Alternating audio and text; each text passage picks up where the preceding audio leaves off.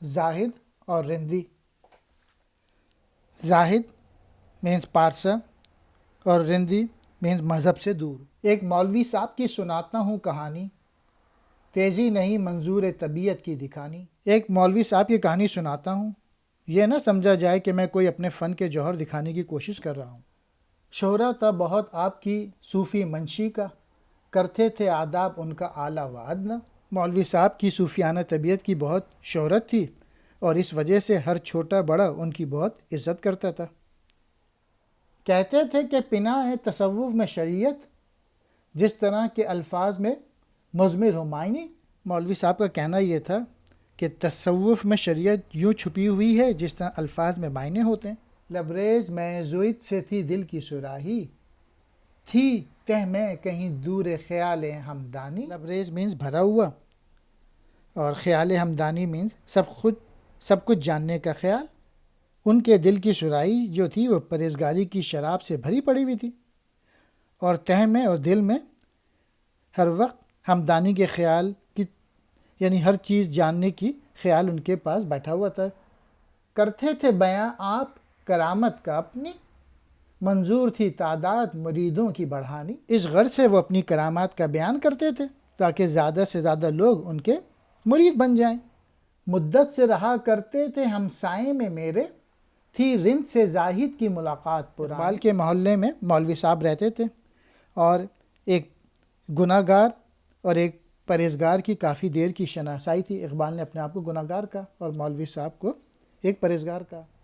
حضرت نے میرے ایک شناسہ سے یہ پوچھا، اقبال کہ ہے قمری شمشاد معینی. شناسہ مینس واقف کار، قمری فاختہ کو کہتے ہیں، شمشاد ایک لمبے اور سیدھے درخت کا نام ہے. تو اقبال کے متعلق ان کے ایک جاننے والے سے پوچھا کہ اقبال جو اتنا بڑا شاعر ہے، پابندی احکام شریعت میں ہے کیسا، گو شعر میں ہے رشک کلیم ہمدانی.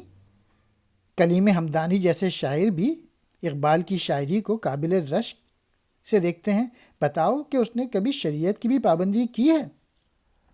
سنتا ہوں کہ کافر نہیں ہندو کو سمجھتا، ہے ایسے عقیدے عصر فلسفہ دانی. میں نے سنا ہے کہ وہ ہندو کو بھی کافر نہیں سمجھتا. یہ عقیدہ تو اس کے فلاسفر ہونے کا نتیجہ معلوم ہوتا ہے اس کی طبیعت میں تشیع بھی ذرا سا، تفصیل علی ہم نے سنی اس کی زبانی. اس کی طبیعت میں بھی کچھ شیعہ پن بھی جھلکتا ہے کہ وہ حضرت علی کے فضائل بھی بہت زیادہ بیان کرتا ہے. سمجھا ہے کہ ہے راگ عبادت میں دخل، مقصود ہے مذہب کی مگر خاک اڑانی. وہ راگ کو اللہ کی بندگی کا جز مانتا ہے. اس کا تو یہ مطلب ہوا کہ وہ مذہب کی ہنسی اڑاتا ہے. کچھ آرا اسے حسن فروشوں سے نہیں ہے، عادت یہ ہمارے شعراء کی ہے پرانی. اسے بازاری عورتوں سے ملتے ہوئے بھی شرم نہیں آتی. ہمارے شاعروں کی یہ عادت تو بہت پرانی ہے. گانا جو ہے شب کو تو سحر کو ہے تلاوت، اس رمز کے اب تک نہ کھلے ہم پہ معانی. وہ رات کو گانا سنتا ہے اور صبح کے وقت قرآن مجید کی تلاوت کرتا ہے. یعنی اقبال مجموعہ آزاد ہے، اقبال نہیں ہے، دل دفتر حکمت ہے، طبیعت خفتانی. مولوی صاحب کہتے ہیں اقبال بڑا عجیب سا آدمی ہے، اس کا دماغ تو بہت حکمت والا ہے، لیکن بہت ہی جو اس کی جو طبیعت ہے اس میں بہت ہی امپلسو نیچر ہے اس کی. رندی سے بھی آگاہ، شریعت سے بھی واقف، پوچھو جو تصوف کی تو منصور کا ثانی. اقبال جو ہے وہ اچھائی بھی جانتا ہے اور برائی بھی جانتا ہے، اور تصوف میں وہ اس کا مثال منصور جیسا ہے. اس شخص کی ہم پر تو حقیقت نہیں کھلتی، ہوگا یہ کسی اور ہی اسلام کا بانی. القصہ بہت طول دیا واز کو اپنے، تا دیر رہی آپ کی یہ نغز بیانی. اس شہر میں جو بات ہو اڑ جاتی ہے سب میں نے بھی سنی اپنے احبا کی زبانی. ایک دن جو سر راہ ملے حضرت زاہد، پھر چھڑ گئی باتوں میں وہی بات پرانی. ہمیں تو اس شخص کی حقیقت ابھی تک نہیں معلوم ہو سکی. مولوی صاحب نے کہا ہو نہ ہو یہ کسی دوسرے ہی اسلام کی بنیاد ڈال رہا ہے. غرض یہ کہ مولوی صاحب نے بہت لمبی تقریر فرمائی اور دیر تک اس خوشگوئی کا سلسلہ جاری رہا. اس شہر یعنی لاہور کی خصوصیت یہ ہے کہ جو بھی بات ہو وہ بہت جلد ہر جگہ پھیل جاتی ہے. مجھے بھی دوستوں کی زبان سے یہ قصہ معلوم ہو گیا۔ ایک دن مولوی صاحب مجھے راستے میں مل گئے اور باتوں باتوں میں پرانی بات کا ذکر بھی چھڑ گیا۔ فرمایا، شکایت و محبت کے سبب تھا فرض میرا راہ شریعت کی دکھانی۔ میں نے یہ کہا، کوئی گلہ مجھ کو نہیں ہے، یہ آپ کا حق تھا ذرہ قرب مکانی۔ غم ہے سر تسلیم میرا آپ کے آگے، پیری ہے تواضع کے سبب میری جوانی۔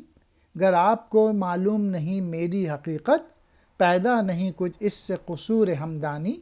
مولوی صاحب نے کہا، میں نے محبت کی بنا پر شکایت کی تھی، دراصل شریعت کا راستہ دکھانا میرا فرض تھا۔ میں نے عرض کیا، مجھے کوئی گلہ نہیں، میں آپ کا ہمسایہ ہوں اور آپ کو یہ حق حاصل ہے کہ مجھے نصیحت کر کے کریں۔ میرا سر تسلیم خم ہے، اگرچہ میں جواں ہوں، لیکن تواضع اور عاجزی کی وجہ سے میری جوانی بڑھاپے میں ڈھل چکی ہے۔ اگر آپ کو میری حقیقت کا علم نہیں ہے مولوی صاحب، تو اس سے آپ کی ہمدانی میں کوئی کمی واقع نہیں ہوئی ہے۔ میں خود بھی نہیں اپنی حقیقت کا شناسا، گہرا ہے میرے بحر خیالات کا پانی۔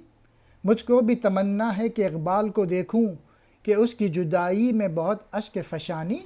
اقبال بھی اقبال سے آگاہ نہیں ہے، کچھ اس میں تمسخر نہیں واللہ نہیں ہے۔ میں خود بھی اس حقیقت کو نہیں جانتا کہ میرے خیالات کا پانی بہت گہرا ہے اور اس میں غوطہ لگا کے اس کی تہ کو پا لینا بہت مشکل ہے۔ مجھے خود بھی اقبال کو دیکھنے کی آرزو ہے۔ میں اس کی جدائی میں بہت رو چکا ہوں۔ اقبال بھی اقبال کو نہیں جانتا۔ خدا کی قسم، یہ بات مذاق نہیں، بالکل سچی ہے۔